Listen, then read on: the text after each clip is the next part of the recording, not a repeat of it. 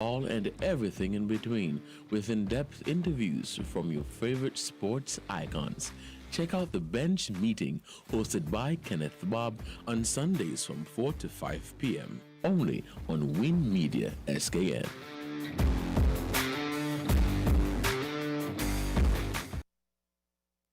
Pleasant good afternoon to everyone.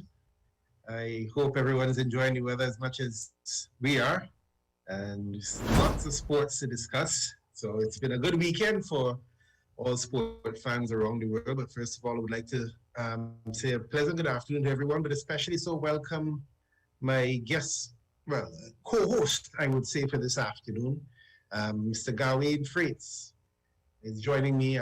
Most of you would remember him from the last week, and he's joining me this week because on the top of our schedule or the top of our list for discussion today is all things CPL, and particularly the St. Kitts Nevis Patriots that we super fans, we would want to call ourselves. Gawain, welcome. How are you, brother?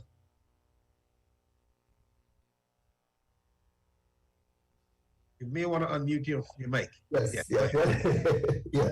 I'm good. How are you? Ready for the big week ahead? Pretty good. Can't complain. The weather is good. Relaxing day so far. And as you realize, we had a lot of sports over the weekend to chat and watch. Yeah. So it's been a good weekend. It has. Well, it has been a good weekend for everyone who is, how should I put it, not an Arsenal fan. I can imagine, my brother. Another week of tears.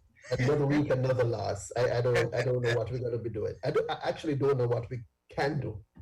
Yeah, there's not much we can, in truth. Well, as I told you, we have a packed schedule today.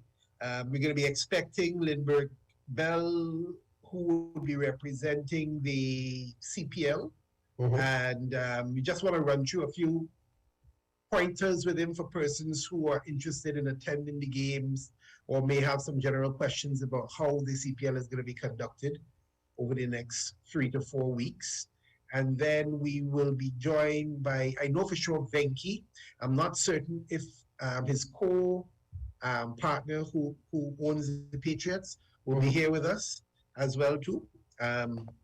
We could be discussing some things specifically related to the Patriots and any other related matters as it relates to CPL and our prospects.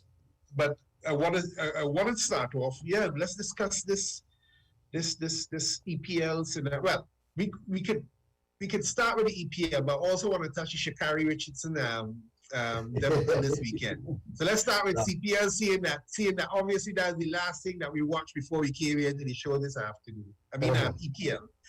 So yeah, we could start with the discussion of Arsenal. Did we really have expectations of them winning today, though, in all fairness? Okay, well, you saw what I posted. You realize what I said before the match that. Yeah. I said 1-0 because I was expecting us to lose at least 1-0. Then when I realized how the first goal scored and then the second goal scored, I was like, okay, we're going to get 3-0. But we were able to play a little bit better in the second half and only get 2-0. But I as I said before, a couple weeks before the season started, I'm saying it now, I don't think Arsenal is ready for the big leagues. You know, we're not ready. We don't have a team that is quite capable of competing with you guys like Man City, Man United, Chelsea, Liverpool. I actually don't think so. We just don't. I mean, you say that, but I think we both suffer from one similar curse in terms of, or setback in terms of, I do believe that both of our managers are not as experienced, and that tells in some of our performances. And equally, Manchester United was very disappointing today with their 1-1 draw with Southampton. And well, you fielded a very young team, but remember, Arsenal had been suffering. One or two players like White and stuff had come down with COVID, so it's a bit of an understandable situation where you had to make adjustments. United had no such worries, and we swapped out a team that pummeled Leeds 5-1 last week and replaced them with players here who could only manage a draw against. Which you know, we say it for cricket, and you, because we always say you don't change a winning team. And like, it was, why did he change a winning team? Which is I have no clue. I have no clue, because none of the players that were swapped out. Martial has been out of form now for nearly 6 months. Matic is well past his best years, so bringing them in place of Dan James and Scott McTominay. Dan James opened up Southampton a lot with his runs last week, and he works very hard. Young fellow, lots of energy, so he works really hard. And then Scott McTominay, equally, he also young, works very hard. There's a lot, covering a lot more ground than Matic ever could. And I'm wondering what went through Ole's mind in making these changes for a match that he knew, because Southampton is never an easy game.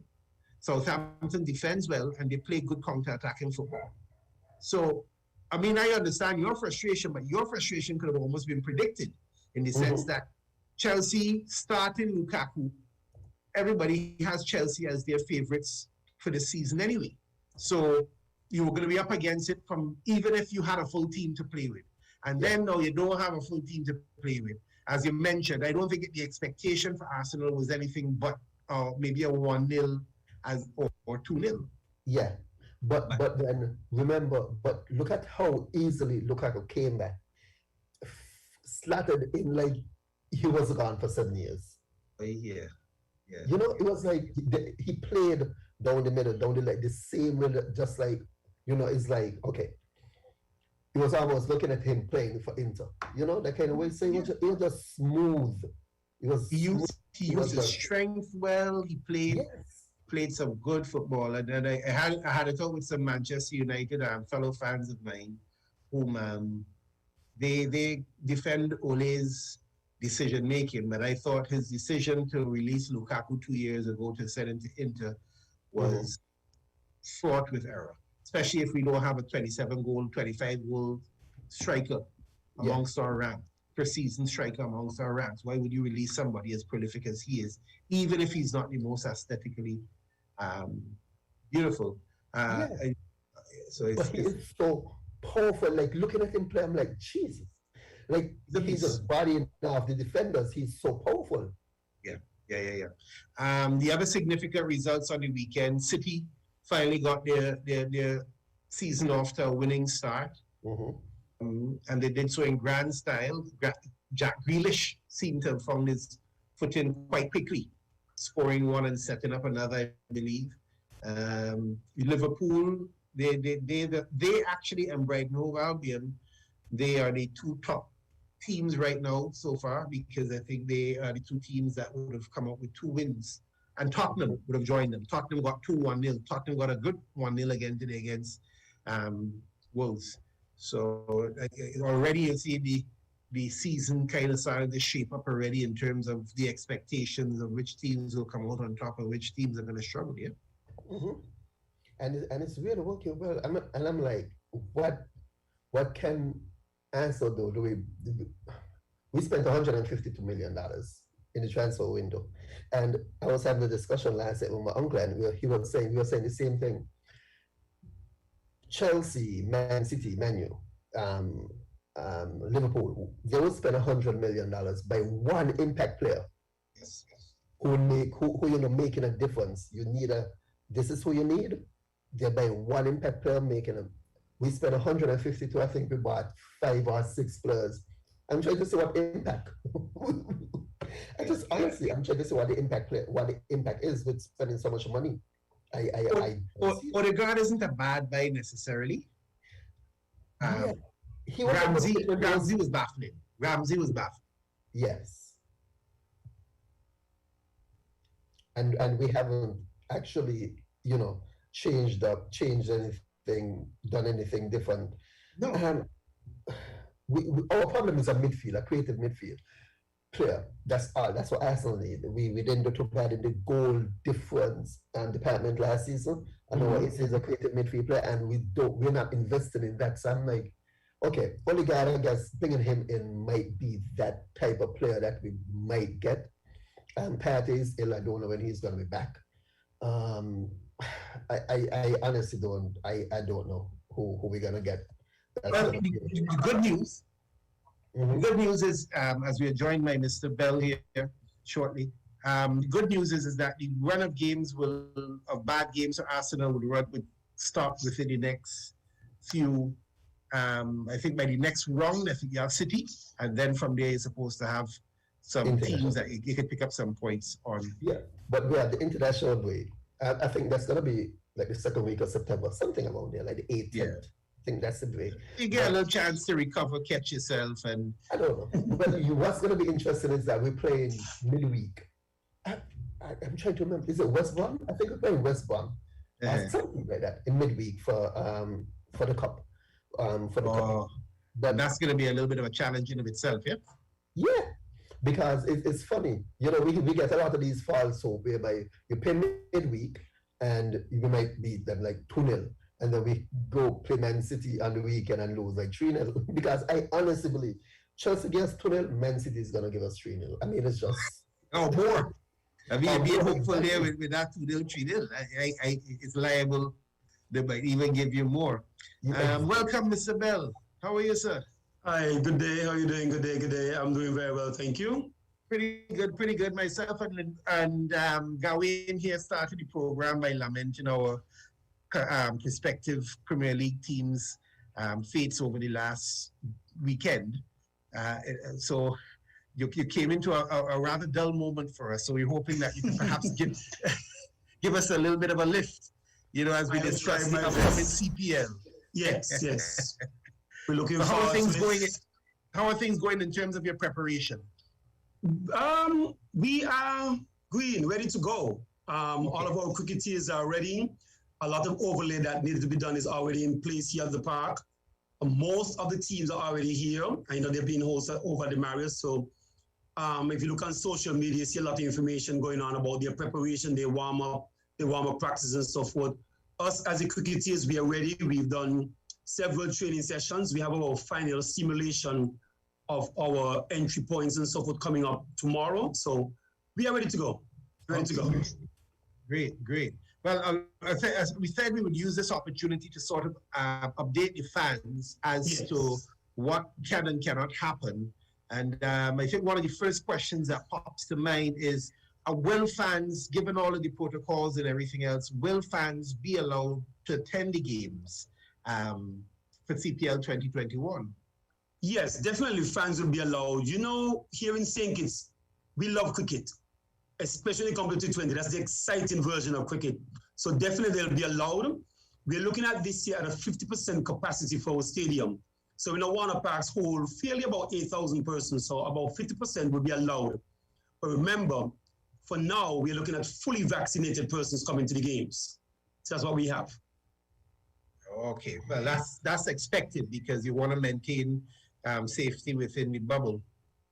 Yes. In terms of persons who wish to acquire tickets, are there any particular protocols that they have to follow in order to do so?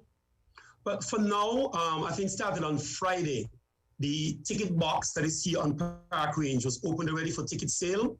Also, we have the online method. You can buy your tickets online. Now, once you go to buy your ticket, the person who's there actually purchasing the ticket must show that he or she is fully vaccinated. Okay. That can be done with a piece of picture ID and your vaccine card. Okay. So you'll have that. So you need to have that when you're purchasing the tickets? Yes, you must have that when you're purchasing your tickets. We encourage patrons, if you're coming to the box office here on Park Range, please make sure you have your government issued ID. It can be your voter's ID, it could be a driver's license, but one with a picture on it and your vax card, and you buy your tickets to enter the games today. Okay, and what about persons, Bell?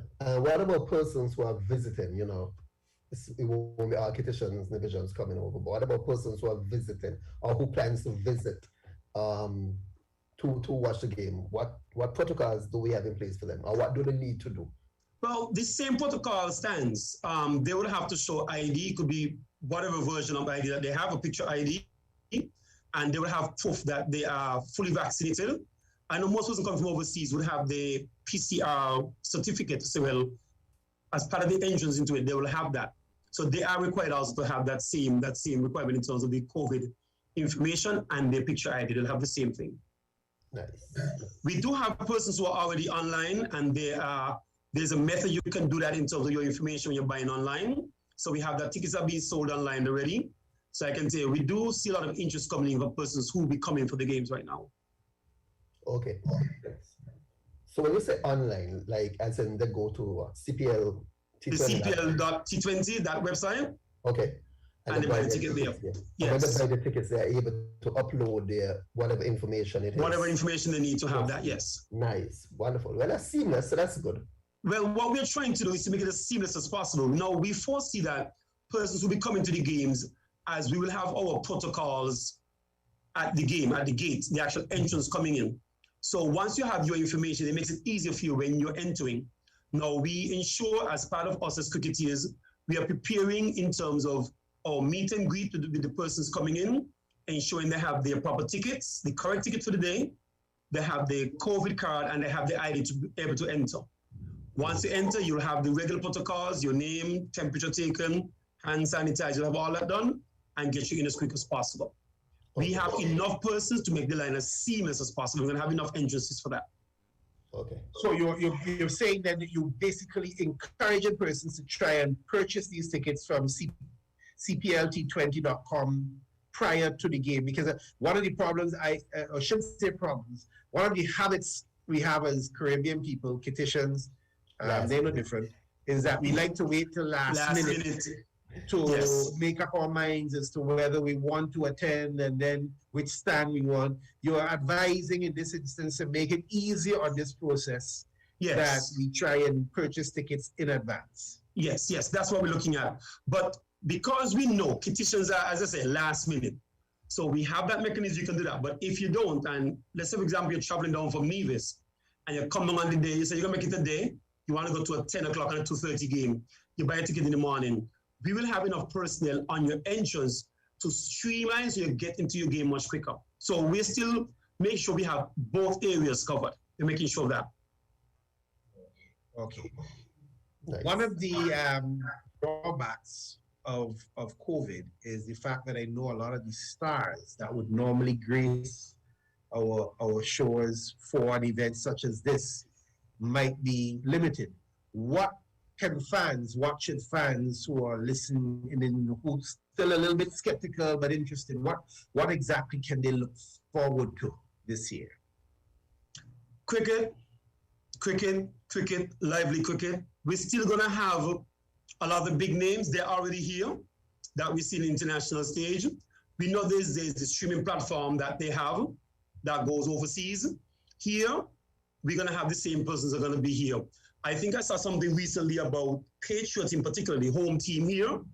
They have some promotions going on where persons can be able to win interactions with some of the players. I saw something earlier today. They had a signing for memorabilia in terms of bats and shirts and so forth. So they have something going on, particularly here for the local market. Mm-hmm. And it is that for sure, we're going to be seeing Cottrell, we're going to be seeing Gale, who's back with the team. We see Ravi, we see Asif Ali. But more particularly, I really want to highlight two of our young players, young upcoming cricketers we have here right now. We have the guy Louis from St. Kitts, and we have Colin Ashmore coming out to Nevis. Now, as we know, both of them did fairly well in the younger format that they have recently. And so they've had their selection now into the SKN Patriot team. So we're looking forward to seeing all this. But we're looking at a lot of the big names we have, our big hitters, the big 6 hitters, we're looking at them. They're all here ready, and they're all ready to go. Good. Question. The food is just like how it was seasons back. Food, we have food stars and stuff like that already on the go setting up, right? Yes. For those persons who will be coming in and going to the mound, I think we already have 6 containers, the kind of containers we use during Carnival or something similar to that, they're already there. Okay. I just came to this afternoon, they're set up, most of the guys have their coolers in there already. And in terms of those stores that normally understand A, B, and C, they are already there and being prepared and they'll be functioning. So they'll be available for patrons when they come in. Oh, that's very good. Nice. Persons can bring food from outside because they're trying to get all the answers out there that persons might ask. No. Remember, this is a sponsored event. So a lot of sponsors have rights for certain things that can and cannot come in. Okay. So as part of the LOC, we've already been working along with our partners in terms of the vendors that we have here in St. Kitts to see what they can and cannot bring in. They've been given their lists and they know already what it is that is allowed and what is not allowed. They themselves will be given their different windows to bring their stuff in to prepare in time for the games. What we're hoping to do is to ensure that they have time enough to prepare to meet the patrons when they come in. So they've had that organized. They've had a series of meetings already. So they are ready to move forward full into the games when they start coming this weekend coming up. Good. One of the tougher questions that persons tend to ask is, what is the benefit of hosting the CPL? If you're not able to attract the same amount of persons from overseas and otherwise, what are some of the benefits for the St. Kitts economy and everything else? Host, because we realize that we're hosting everything this time around. It's not like they're sharing venues like before. When we're looking at in terms of what are the benefits for the economy itself, let's start first with the exposure we get. Simply being, well, as of now, one of the smallest countries to host this size of tournament, that alone puts us on the map. Shows us that we are more than ready. We have venues that can host this type of matches, so that goes a long way. But more, we look at the economic impact or the worldwide exposure. Just to give you a perspective, last year maybe about $260 million is what they're looking at in terms of the global exposure. Trinidad hosted last year, and all of the economic benefits were there. We're looking at now here for St. Kitts, the Marriott Resort, which we know is one of our premier hotels here. They are the premier staying area for CPL, or CPL staff, teams, and so forth. So that in itself brings impact. It brings employment for our staff in that we know the impact of the COVID here. Persons can now go back to work for this period of time, so they can have that. Separate from that, we do have the vendors, caterers, drivers, and these are this little guy here who's going to have money in his pocket as part of this. And some of them have already started spilling over into them. With the players coming here, we needed drivers to transport them from the airport to the hotel, from hotel to warm-up venues. And these are paid positions, so we have these available.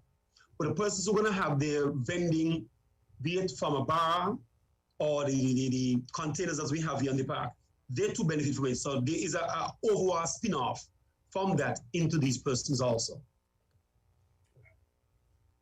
Are you working with the bubble concept like last year? Because there was a lot of talk last year about the bubble. Is it going to be a similar bubble here, and how is that going to be managed? That same thing, same bubble. We do have persons from our COVID-19 task force who are on with us, and they've given us a series of regulations that all of us must follow. Okay. We are strict in terms of the protocols, even here on the venue, in terms of where we are and how we interact with the persons who are coming from overseas. So we have that. We have all our protocols. I mean, when I came in here, I just had my mask here with me. And this is only me just coming into the venue. Most persons are not here, but we still maintain that the mask, sanitizing your hands, do the social distance, we have that. I'm here in this office here right now, there's only one person here. As we step to the next office, we are limited in terms of the number of persons in the office at a time. So we do follow all the strict protocols. The bubble is definitely in place, and it is that we ensure that we have all those protocols being met to ensure that we minimize the transmission or the risk of being infected with the COVID-19 virus. Okay, does that include wearing a mask at the venue as a fan, unless you're eating and drinking? Are there stipulations with regards to that, or is it just going to be managed as on the day as on a case-by-case basis? Well, it's the same. Mask throughout. Once you enter the line and you start coming in as a patron and you're greeted by our cricketers, you go through the contact tracing there, your hands are sanitized, your ticket, and you go through, you have your mask, and you're encouraged to keep your mask on. As part of what you're saying, we have the 50% capacity. That in itself reduces the number of persons in the stadium. but we still expect patrons to take the responsibility onto them to ensure that they follow the protocols. Remember, we as organizers, we cannot follow everybody inside each stand. So the line list is for the responsibilities on the patron and they get on the inside. But there are persons we have who will assist in terms of ensuring that the protocols are followed, even once you get into the stadium itself. Okay, and I realize that it's free seating. So do we have like, seats marked with X, to say, can sit here, could sit here, can sit here? Like social distancing will be applied to the seats and as well, our persons will be allowed to just sit anywhere they want in the stands. For now, there is no markings on the seats. Okay. But we encourage our patrons to do the social distance. We encourage them a lot. Now, for us, it will be difficult for us to encourage that in areas such as the mound, the southern mound that we have. Because you're there is no demarcations where stand here, you don't have that. So we encourage persons. But what we try to do, because they say 50% capacity, we limit the total amount of persons who will be there. So that's what we're looking at right now. Mm-hmm. But when a ball hit for 6 and everybody started to jump up, Sure. How do you socialize like that? That is true. It's difficult to do that. So you need to be cognizant as to protect yourself as well as others around you. Very true. Despite You have to the make sure excitement that. of you. Okay. Yes. Makes sense. Is there anything else, Lindbergh, though, that you wanted to, alert the fans of, make them aware of before you go? Any highlights? 2 main things I want to highlight for sure is one, in terms of the ticket prices. As I said, tickets are already on sale, both online and our ticket box. The ticket box will open right through regular hours from, I think it's 9 in the morning down to like late afternoon, like 4:35, somewhere around there. It will be manned right through, so you can come at any time to buy your tickets. You can also go online and buy your tickets online. The online price is a little bit cheaper because we're trying to encourage persons to get that done before they get in here. You're looking at prices ranging from, well, in US dollars from 10 up to as far as, I think it's 55 is the highest one. That is place where you get in terms of the party stand, those kind of area prices will be in that. You have the VIP that we normally have. Exclusive area. Yes. Okay. You have those. So you have those. The price will vary between there. And as I say, when you're buying online, it's a bit cheaper online. So we encourage persons to buy, anticipating they'll do that before they come to the stadium. That's what we're looking at. Particularly, I must highlight for all of our patrons coming, please remember, you must have your correct ticket when you're coming in, the ticket for the day. You must have your vaccination card and you must have your picture ID. These are 3 things that are essential in ensuring you'll be able to enter the venue. Of course, there'll be other restrictions in terms of certain products that can or cannot be allowed into the venue. That you'll see in terms of on our signage all around the entire venue. Of course, there is a no smoking venue, so we don't have that allowed. And you'll have the usual umbrella, sharp objects, no firearms, those things. You will be hearing more about that coming in the next, should be starting sometime shortly and during the course of this week, in terms of the highlights of letting the patrons know what are the do's and don'ts coming out. You'll be seeing that coming out shortly. So I just want to invite everyone, come out, it's cricket. And cricket is us. We are cricket. We come out, we have fun, and it's just come to see all your players, all your 6 and 4 hits, and we're looking exciting. I can tell you the buzz here right now is this is Patriots home ground, and they have, as I said, the competitive advantage. So we are looking forward to see some exciting cricket. We see what these guys have been doing. West Indies just won against Pakistan, so we hope we can spin some of that off here now what we have going on. So come on out. And let's enjoy some cricket for this CPL 2021. Thank you very, very, very much, Lindbergh, for gracing us with your presence. And please feel free to join us if necessary next week again.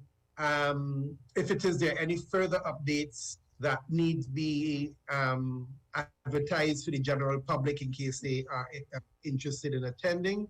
Yes. And but just for the record, persons who are interested in getting into the venue must have your ticket, you must have your vaccination card, and you must have a picture ID to prove that you are the person that's represented on these. Yes. Remember, the vaccination card don't have a picture on it, so it's just your correct name in there with your picture ID. That's what we're looking at.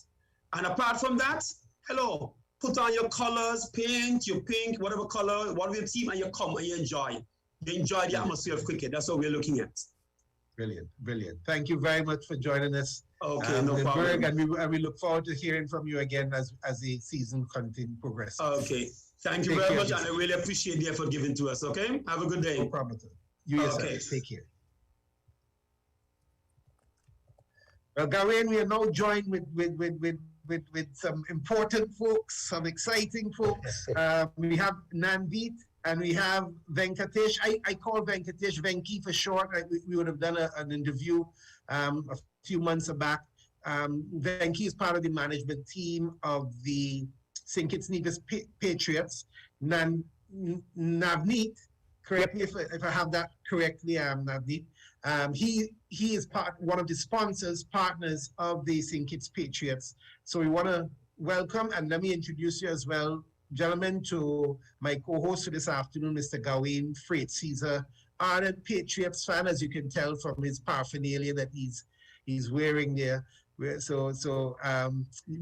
both very interested, and surely listening public are very interested to hear from both of you. So welcome. Thanks, Ken. Hello, Mr. How are you guys? How has been the trip over? How has everything been in terms of settling in for both of you? Oh, well, the trip was quite good, and actually, the airport experience was fantastic. Kudos to the government of St. Kitts, the CMO, and the way that they've organized it was very nice. I think the local organizing committee has done a fantastic job in partnership with CPL. So it was fantastic experience. I think I've never left an airport that fast. Brilliant. So it was fantastic. And I'm happy that all of us are in our Patriots, outfit and enjoying it. And I know a lot of people wanted to ask about where they can buy the jerseys for this year, and I think we will shortly have that announcement on social media. So keep following us on Instagram and on Facebook. Great. You will hear about that pretty soon. Navneet, you have been here how long now? Because I know Venki, you came in today. I think yesterday. Yesterday, okay.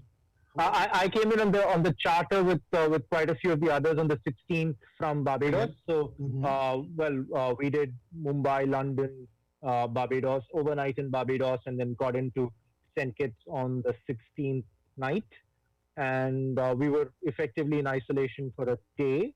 And then we had our first practice session on the 20th, which was yesterday. Yeah. Okay. So you're practically Kittitian almost already then. Pretty much. This is my second visit to St. Kitts. My first one was 2 years ago. Nice. How have you been enjoying this particular visit with all of the changes due to COVID? Of course, it's been quite challenging with all the isolation and all of that, but fortunately, I have been a part of another bio bubble earlier as well. So I'm kind of pretty used to getting swabbed on my nose and throat and stuff like that. So we got to live with it. I guess it's difficult times, but we're getting along. Okay. Well, we, as you say, we're getting through. It's not comfortable, but we're getting through. Correct. Gawain, do you have any? Well, obviously, you could start off the questioning because I know you've got a lot of questions to these gentlemen here as it relates to team and everything else. Yeah, well, let me say good afternoon to you guys, and again, thank you to the management team and also to the sponsors. But one thing I want to point out before I actually get into the line of questioning is that honestly, the design of the kit this year is wicked. It's really, really, really good. And from the first of the pictures when it was launched a couple of days back on social media and by Purewin, and a site, I was like, yeah, this is really a good kit. I mean, all the time, I must say, for the years that we have been part of CPL, St. Kitts Nevis Patriots has been part of CPL. And this is not to be biased, but I think we have had basically the best kits. And this year is no different. So just want to give kudos and shout out to all those who have been involved in the design and the layout of the kit and everything. And do get them here early because trust me, persons will be really interested, especially if they could have them for the first day. Persons will be really interested to be wearing those kits on the first game. Definitely. Like I said, just So, keep following us on Instagram and Facebook. You'll have good news very, very soon. Brilliant. Since we last spoke, Venki, how have the preparation been going though for the team? Because I know you guys were heavily involved even back then, months ago. How have team preparation been going? And we'll discuss some of the changes later on, but just generally in terms of the management, how has that been? So the whole idea that we had, like we had the discussion last time when we spoke, Ken, was the idea was to put in a team together that like some of the players that as we'll discuss about the replacements and why some of them had to be replaced, or rather all of them had to be replaced, all the four internationals. But the idea that we had at that time was we picked the best team that was available on the day we are picking the team based on the player availability on that day. And I'm sure you would agree that we put together a fantastic squad, Yes. right? And then as you go on, there's obviously things, as days progress, few people get injured, few people are not really fit for the first game, and few people have commitments of their national teams and so on and so forth. So that is always, I mean, unlike say something like an IPL, CPL does not enjoy a specific window where everyone is free no. and not playing cricket except in IPL. So we are not that lucky. So so our preparation was to bring the team together as early as possible. The majority of the team to come in early as possible, so that the quarantine rules are followed and so on and so forth. Because initially, when we were first told, like before we spoke, right? Just after that, the initial rules was that everyone had to come in by the 10th of the month, 10th of August, because the entire quarantine period, if you remember, in St. Kitts was 9 days, even if you were fully vaccinated. But thankfully, the government changed the policy, so that allowed us a bit more time, right? And so we could bring people in by the 16th. Like Navneet was part of the the entire squad that flew in on the 16th, right? And majority of them checked in. Everyone has finished their quarantine, and even started with practice and stuff like that. I'm sure you guys would have seen behind the scenes that was Yes. shared on social media, right? So so our strategy now is primarily now focused more on towards the tournament end of situation. So basically, the management has handed it over to the coach now. So now the coach leads the team onto the field. Okay. Now, Navneet, tell me about some of the changes that would have had to be implemented due to internationals or otherwise. You're referring to the players? Yeah, the players, some personnel changes. Like what Venki mentioned, unfortunately for us, we had initially put together probably a damn good squad, and probably it even still is with some of the replacements who've come in. But the four internationals which we originally had were the Sri Lankan spinner Hasaranga, the South African quickie Nortje, the Afghani talent Gurbaz, and the South African batsman Rassie van der Dusen, who's played for the Patriots earlier. Unfortunately, we had to replace all the four.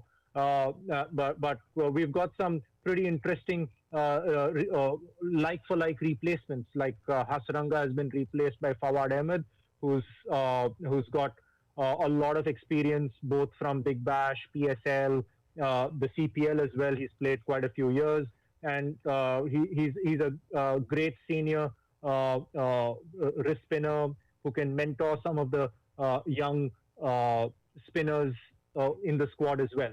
That's one. And for Nortje, we've got a pretty much like-for-like replacement with the first Dutchman ever to play in CPL, that is Paul van Mckierne. And for Rassie and Gurbaz, the replacements are Ravi Bopara and Asif Ali.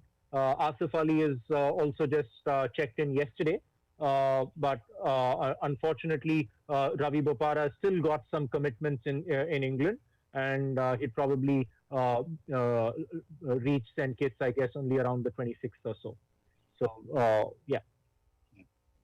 And actually, Paul is quite exciting, and not many people know about Paul, right? But Paul is going to be quite exciting. I mean, we're very, very, excited about Paul coming in because especially especially because he was one of Durham's highest wicket takers recently. And he's done well in the GT20 Canada as well, which happened a couple of years ago. And like what Venki said, has done well for Durham in England. Yeah, I think if I'm not wrong, he's the highest wicket taker for the season. Correct.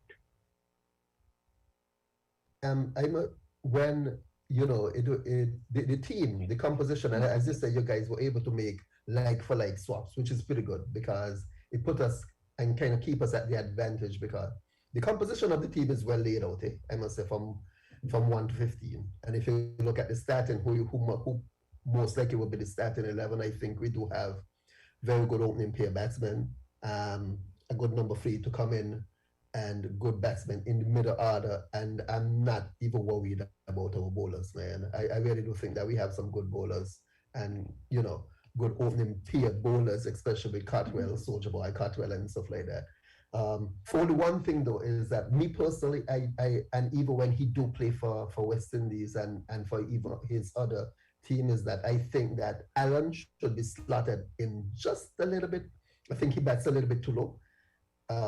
Fabian Allen, because I do think that if you give him a lot of pops, that we bat both him and Russell. Well, when you're speaking in West Indies term, he and Russell both bat both a little bit too low. But I'm thinking if pass on the message to the coach, just ask them to push him up maybe 2 slots above if he can come in. I think that he is a capable batsman, and especially like if he gets going, I don't see a lot of teams being able to chase us down. I think on any given day we could be putting up opening. If you're batting first, be putting up at 160, mid 170 score, and we should be able to defend that score. I mean, I would actually I would agree with you because Fabian is a very unique player because Fabian can bat, bowl, and Fabian is an excellent fielder. You don't find that combination that easily in world cricket of his quality, especially, right? And we like seriously missed him last season, right? So that's why I was extremely happy that I don't want the other players to feel bad, but I was extremely happy that Fabian made it this time. So I was very, very happy about that. But like you rightly said, I think Fabian is given an opportunity. I think and if the coach decides that the opportunity exists, depending on the match situation, and if Fabian comes ahead, I think he will definitely prove himself. Because there are some of the matches that you've seen, Fabian has won us some matches as well. Oh yeah, he has. Yeah. Like I was in the pack when he won. We played, I think it was Barbados in one of the qualifying games before we left to Trinidad to play in the semifinals. When we were in the finals, the same year when we were in the finals, and he literally won us that match. So it is. You're right. There was this one game where he in 2019 where he scored a 27 ball 64 or something. Yeah. Right in one pack. So it was just crazy. So you know what he's capable of doing, and the West players are capable of doing that. But we quite know what he's capable of doing. And once we start off well, I'm not worried about our squad. To be honest, I am really not. I think, not to put anything out there, but I think when you look at us and you look at Trinbago Knight Riders, we're pretty good. They kept a good core of their squad. They kept a good core of their players, so they're able to bring back a lot of the players who won them the championship last year and bring them back to work with them this year. They don't have Dwayne Bravo, which we are thankful for. We have one of the best death bowlers in World T20 cricket. Literally one of the best death bowlers in World T20 cricket. Anyway, he could actually be even one of the best death bowlers in the shorter formats in both ODI and T20, because you can get a good 4 overs from him in T20 and a good 10 overs, 8 to 10 overs from him in ODI matches. So we do have a good composition, a good makeup of the squad. I'm really excited to see them guys on the field. Trust me, not seeing live cricket for about 2 years, it's tough. Exciting. How would you think would you describe the mood in the camp? I know the Universe boss and the champion only arrived yesterday, but I'm an active follower of both the Rage as well as the Patriots fan pages, so I've been keen to follow up on how would you describe being there, the mood in the cap, the mindset of the players in the cap. Absolutely. Like I said, yesterday was our first practice session. The coach and the rest of the players who grouped up yesterday, the mood is absolutely upbeat and fully motivated, keen to do extremely well and perform on the field on the 26th. And with regards to the commercial aspect, yes, Rage, as you mentioned, is one of our partners, and we are, or they are, in partnership with us in the process of launching fan tokens through a crypto model in a blockchain fashion. So I think all our viewers and all the listeners should tune in to not only the Patriots handle, also the Rage.fan handle to check out how one can potentially even have a meet and greet opportunity with some of the Patriot stars. And we'll also explain the process of how one can get fan tokens as and when the launch of it happens.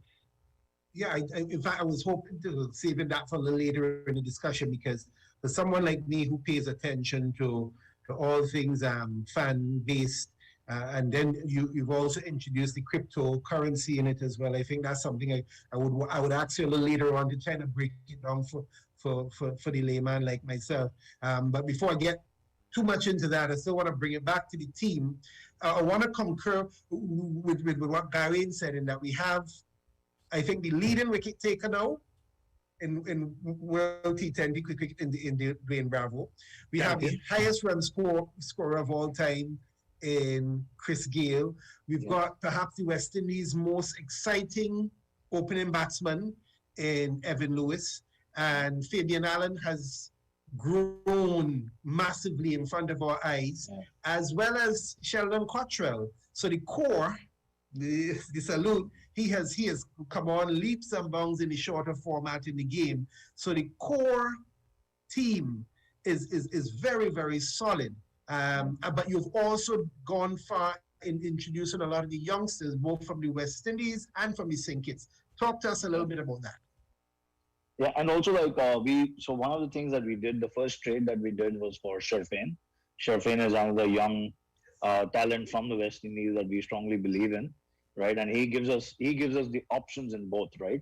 In both batting and fielding, right? So we wanted that sort of like flexibility, so that, like Dwayne was talking about, depending on the match situation, we could set someone up, someone lower, and we could like sort of give the even the opposition a bit of like a food for thought, like what suddenly they're doing. So it doesn't become like a very one-dimensional sort of like a squad, right? And then of course, we have Colin coming back, Colin, our Nevison local. He's come back this year. We've also picked up Miguel Louis. In fact, the interesting story about Miguel Louis is that it was actually our owner, Mahesh, who said, I want you guys to pick Miguel Louis. And I was like, have you seen him? He says, I don't know, because the only thing he said is because, I had a conversation with his mother and I promised his mother I'll pick him. So that's the reason why he picked him. So, okay. So great experience that's a really amazing story as well. So, so that was our idea, is that, we have this experience. So like you rightly mentioned, how many youngsters would have the opportunity to be in the same squad where you have the highest wicket taker in the world and you have the highest run scorer in the world, right? And you have such upcoming, like the next guys who you will slot in the legend category, they're coming up. So as a youngster, I would say that, it's a privilege. Like if I was a cricket playing youngster, I would rather pay money just to be part of the squad, because the experience that you would gain, and pick on the brains of these experienced people, I think that will be an invaluable learning experience. Oh, yes. I'm very, very excited to see how the youngsters make use of that. And I'm very excited to see how they do that. I think just to add to what Venki is saying, for example, Miguel Louis, the young St. Kittitian, he yesterday during practice was quite interesting. and he was also like learning from Fawad, or Fawad was actually trying to mentor him, which was a lovely thing to see for us sitting on the sidelines. Yeah, especially because for me, we and Mahesh, it's always been about you need to have, like CPL can only be won if you have a strong core of local players. The international players will just come in and be like additions, like he's talking about Fawad Ahmed, right? His experience sharing and so on and so forth. So that's the reason why, one of the plans that we have going forward, of course, COVID, screwed a lot of those plans, but, we want like, as soon as like COVID clears a bit, especially back in India, one of the things that Mahesh really wanted to do was to take some of the youngsters from here and take them into India and make them play matches there. And and then what happens is we are not just there only for 1 month. They are with us throughout a longer period of their time, and they're not playing cricket in the West Indies. They can come and play in India, and that experience would be valuable. And plus, that also allows our coaching staff to have more data and more analysis on how they're performing in real match situations. Because unfortunately, in the West Indies, you don't get to play that many T20 games unless you're playing in the CPL. Yeah, that's excellent, because that was actually going to be my follow-up question: is what are the plans to lead, to have almost like a feeder system? Because in about 1-2 years, Gail won't be around anymore, Baba won't be around anymore. These guys, this is their last World Cup in October. So what are the plans to get a lot of these guys thing? And it's good that they will be able to go to India, because when you're in India, you're playing totally different tracks. The tracks are lower, they're slower. You'll be playing the different bowlers of the bowling system, which is good, and you could always learn in a much better, it's a better atmosphere that they'll be able to learn and be able to go and be able to develop their game. So that would be an excellent, that would be an excellent avenue, And see, the added benefit in India is primarily because of cricket being the prima donna sport in India, right? There is no other sport in India except cricket. Like you'd keep cricket on one side and rest of all the sports are on one side, right? So the amount of money that has been spent on infrastructure, right, both public and private, is phenomenal. So in terms of like you spoke about the pitches and so on and so forth, the amount of turf pitches that exist in India today is phenomenal. Like when I was young and I was playing cricket, I've never played on a turf wicket at all because it was not available to me, right? And I come from Bombay, which is supposed to be having the greatest infrastructure. Though VM played at a higher level than I did, and he did play on those turf wickets. But that's what I'm saying, But now even school games are happening on turf wickets. Yeah. So that sort of boost has happened in India. So the level of infrastructure, the kind of even the level of cricket at that level is pretty phenomenal, because it is the only sport that a lot of people have a realistic chance. It's like saying I would equate cricket in India to be NBA, where where you would see a lot of people want to come and play in NBA because they want to get out of the economic situation that they are in, or they want to get out of the neighborhood that they are in. Cricket is like that for a lot of people in rural India. And so what happens is, in a country with 1.35 billion people, right, only 15 can play in the Indian squad. So everyone, like the level, even at like the domestic level, is pretty high. That's why you see a lot of them now going to the US, because they've been picked. They're that good. Yeah. So the exposure will be phenomenal. I mean, a good point you just raised there too, in the sense that when you have other youngsters, young Louis and young Colin Archibald actually making a name for themselves within the Patriots squad, it gives them a motivation now to sort of step up and make themselves relevant, so that maybe in the next edition or two they can be given some level of consideration once their level improves. Yep. And, as you said, it's an opportunity for all of them to try and improve their skill set. And what about the coaching? How has the coaching staff been settling in? How have they been preparing for what could be a successful season for the Patriots? Yeah, so I actually had a fun conversation with Coach Elmo, because I picked him up at the airport in JFK, right? And we just had a quick discussion of what he thinks. So very relaxed about the way that this are, and very quite clear of what he wants to do. He's assisted by Malo, who is our assistant coach, and of course we have Donovan Miller joining us back in now, right, as assistant coach. So he has also joined in. So we have also in the coaching setup as well. So you now have Donovan who understands the players, who understands the setup, where we want to be for quite some time.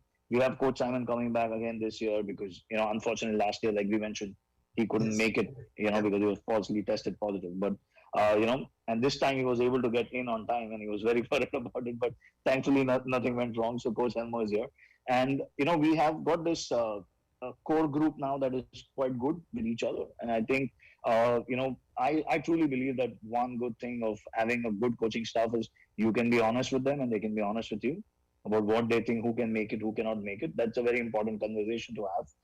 Because you can only play 11 people out of 17, so 6 have to sit out. So you have to make those decisions, and you need to have an atmosphere which allows for frank discussion between the players and the coach and the management staff as well. Yes, yes, yes. All right. Well, I am very positive because I think the home court advantage will make a difference. Our ground is unique in many different ways, and our fan base is going to be vociferous from ball one until the very end. So from that perspective, you're going to have our fullest support. So there's a lot to be excited about. And I'm really happy that you gentlemen have taken the time to come and give us the breakdown as to what to expect, because even the most knowledgeable cricket fans in the country, they always often have these little questions about the squad and how we go about building it and everything else. So I really appreciate that part. Back to you now, Navi. Okay, so I'm an early beginner in terms of let me mention first of all, our two main sponsors are Pure Win and Rage. Right. Now, Rage and this type, Rage is going to be a totally new concept for most kiticians.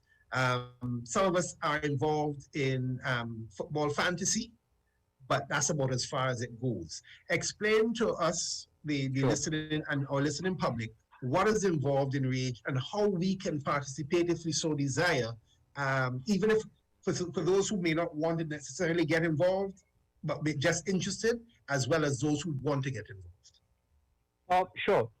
So basically, Rage.fan are our new partners. You're going to see them first on the non-leading arm of the playing jersey.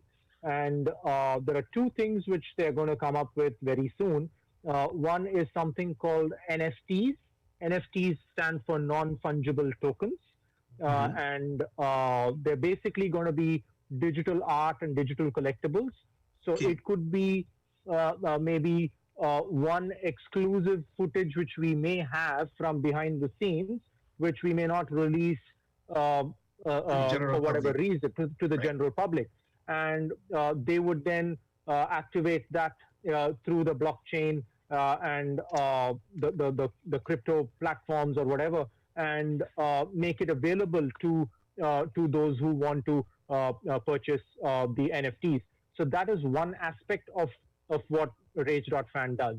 The other aspect of what they're going to also do is they will also be allowed to issue the Patriots tokens, or what we call as $SKNP, for example. Oh, okay. So this is the second aspect of it, but the technology and the technicalities and the back end of getting the token issued, or what they call as tokenomics in their language, would probably be shared in due course. In an ideal world, they would have probably launched it by now, given the fact that it's CPL time and all of that. There is a bit of back and forth which is happening. This is also due to the dynamics of the crypto market as well. So, which is why they also want to launch it at the right time, not just from a cricketing standpoint, but also from a crypto dynamic standpoint as well. So these are the two key things which they would be doing with us over the next 2 seasons. Okay, brilliant. And for fans who are just interested, is there an opportunity for them to log on and sign up and learn a bit more about it? Yeah. Absolutely. So I think the fans and the listeners should not only follow the Patriots handle, but also follow the Rage fan handle, because there are going to be contests even now, even if you're not yet token holders or not yet NFT owners. As followers of Rage, given the paucity of time and given the fact that we as at the Patriots have limited access to the players, which is Right. literally between now and the end of the tournament. So we are going to be having short, uh, say 10, 15 minute either Zoom sessions between the players and the followers of Rage Fan, or it could be an Insta live session between the Patriots handle and the Rage handle, which will be moderated by one of us, and we would get some of the followers to be on that and ask questions and interact in that manner. So we are exploring all these possibilities, and of course, what goes without saying is we're also getting loads of merchandise signed off by the entire squad, which would also be available to lucky Rage fan followers, stroke token holders, stroke NFT owners, and stuff like that. So I think you viewers and listeners should watch this space and watch and follow the handles carefully to be a part of this lucky process. I'm actually glad. It's really new. The whole NFT platform, everything is really new. But I'm actually glad that it's going down that road, because I think, who is it? I think Major League Baseball and NBA is taking steps toward that. I think football is looking at that too. But it's really good that the Patriots is actually part of something that, as well, I follow a lot of these type of crypto news and stuff like that. As they say, it's something that's going to be huge then. So imagine, Messi was paid. Yeah. Messi was paid in cryptocurrency. Absolutely. Absolutely. And Glenn, thanks for pointing out. Actually, I think I won't be wrong if I'm saying this, Navneet, but I think we are the first CPL team to have gone ahead with a partnership, which is crypto partnership, right? Yeah. Absolutely. Yeah. We're probably the first franchise team to have gone public about the announcement, because there have been cases even in the IPL, for example, where there have been NFT and fan token partners who have made associations, but because of certain legalities back in India, they're not yet allowed to do these tokens and stuff like that in India. But like what Venki's just said, we are probably the first team in the world to come out with this partnership. Yeah. Also, I mean, like people. I just want people to realize that if for people of who are born in the 1980s and before that, this is similar to those baseball trading cards we used to have as kids, right? You used to get those baseball trading cards or the wrestling trading cards and stuff like that. It is just the digital version of that, right? So you would have access to players' cards and so on and so forth, and instead of using a physical cash, you're going to use a token, which, like Navneet mentioned, would be like the dollar SKNP. And like what Gawain also mentioned about the NBA and Dapper Labs, for example, if we can even be a remote percentage of what NBA has done, would have probably gone a long way in taking this forward. Yep. Yeah. Because imagine just hold, like, okay, say for example, first game of the season, Fabian Allen does something which we know he normally would do anyway. Pull a fantastic catch down on the long boundary, one-handed. You get that on the photo. But the only person to get that on photo, you get that on photo, and then you turn around and sell that via NFTs. Only one copy is available. That kind of way. So it builds, like it. Trust me, it's gonna be wicked. Like a lot, because it's so new, like a lot of persons, I don't fully understand it. A lot of persons don't fully understand it.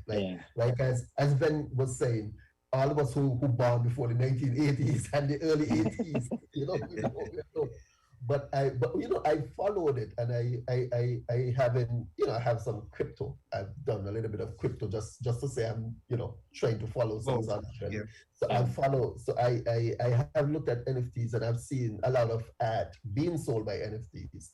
And one of the most expensive piece of art was actually bought by someone in India, and he was saying why he buy it, and it was just like how much he paid, like $10 million or some price for that. But persons are willing to pay. So this is an avenue where the team would be able to willing to sell other merchandise and other collectibles for fans and cricketing fans all over the world. So you don't even have to literally be at the game in St. Kitts Nevis.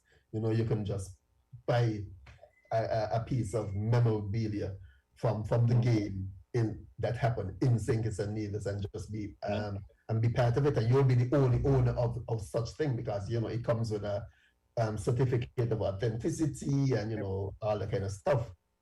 Yeah, and because that certificate is on the blockchain, it is it is verifiable by anybody who can come and look at the blockchain code. So in terms of, so it is not like a fake certificate of authenticity that has been stamped, and then you go to like have it evaluated at some collectible place, and the guy says, sorry, this is actually fake, and you got like because that has happened for many times, right? Yeah, it has. So that is the biggest thing about this, is there are so many wonderful opportunities in terms of tokenizing them. Like you mentioned, especially like like you were talking about Fabian's catch, right? Which is still featured a lot by ESPN. Oh, yeah. When they talk about cricket in the US, right? And and that catch. I mean, imagine if there was an art, or if the technology existed at that time, that we could have just sold that piece of moment as well. Oh yeah. As a memorabilia. Yeah. Mm-hmm. So that's a fantastic point, Glenn. Thank you all very much. We were allowed a little extra time today, but I deliberately asked for such because I knew there was a lot that we had to discuss, and I do hope that this can continue over the course of the tournament. Absolutely. Maybe we can perhaps partner and find ways in which you can engage with some fans via this medium and give a long range a bit more airplay via this medium and otherwise. Thank you both for being here. Please also send my regards to Maheshami as well, Venki. Make sure. Yeah, I'll do that. I'll do that. You are the Chelsea fan, right? Yes, I'm a Chelsea fan. Yes. Right. So my real VM is the United. VM is the real Manchester. And I'm the Arsenal one here. Oh my. Both of us. You and Gawain. You and Gawain. Oh, I'm having a good day now. At their expense. While VM and I just sitting down on the sideline with our mouths pouting because we should have done a whole lot better. But kindly send our regards to him as well. Sure. It's good to hear from him the last time. I look forward to hearing from him again in the future. Yeah. He just landed right now. That's why he couldn't make it to the call.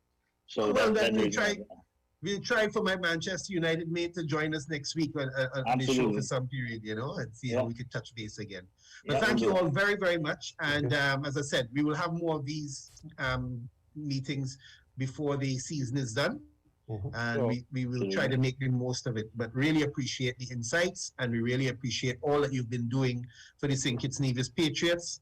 And on behalf of the listeners and the fans who are watching on, thanks for your input and what you have been trying to do with the team, and we're looking forward to some great things this season from the Patriots.